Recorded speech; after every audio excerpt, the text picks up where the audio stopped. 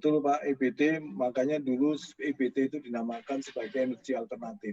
Tapi sekarang ini orang jarang menyebut lagi energi alternatif karena apa?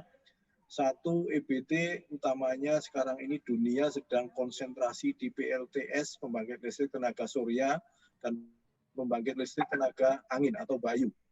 Nah, pembangkit listrik tenaga surya ini harganya sekarang sudah sangat kompetitif. Bahkan di Uni Emirat Arab itu harganya 1,35 sen US dollar per kWh. Jauh di bawahnya pembangkit listrik tenaga uap batubara.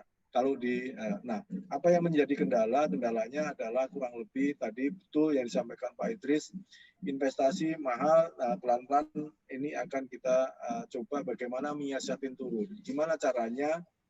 Kita mengadakan PLTS ini bisa harganya turun kalau ngadainya itu gelondongan, Mbak. Jadi bukan ketengan.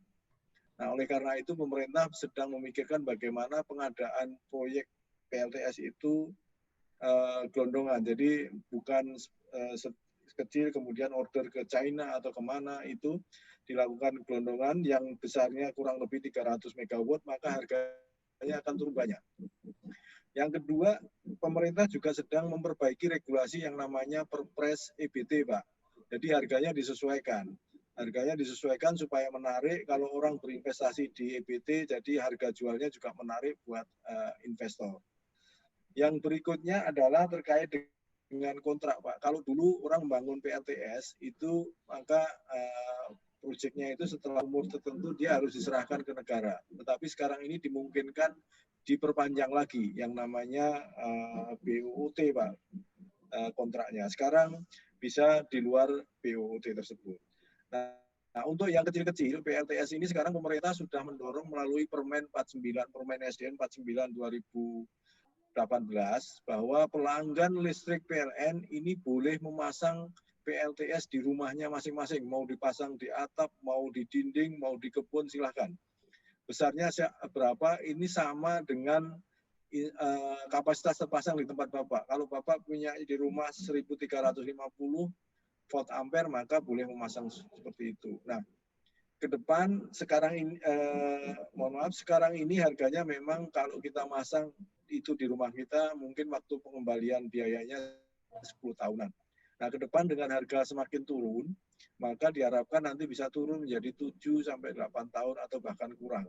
Manakala harganya itu cepat beradaptasi karena ini kompetisi. Nah, yang berikutnya, EBT ini sekarang menjadi teknologi yang menjanjikan, Pak. Mana ada teknologi pembangkit listrik yang dibangun kurang dari setahun, nggak ada, Pak. PLT panas bumi itu paling nggak 7-8 tahun. PLTU batu bara itu kurang lebih 3 tahun. Pembangkit-pembangkit yang lain air juga lama. Nah, PLTS itu bisa dibangun cepat, Pak.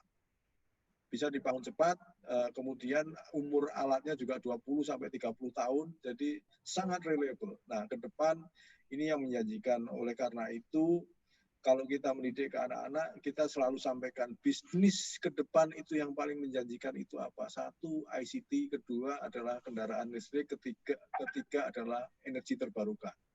Tadi sampaikan Pak Eko, bisnis apa yang nanti bisa produktif untuk milenial itu? Coba adik-adik sekarang juga jalankan yang namanya startup di bidang energi terbarukan ataupun konservasi energi. Itu mesti menarik. Bagaimana adik-adik mengotak-atik software sehingga menjadi bekerja sama dengan perusahaan-perusahaan, menjadi startup baru yang sangat produktif dalam hal usaha jasa di bidang konservasi energi maupun efisiensi energi.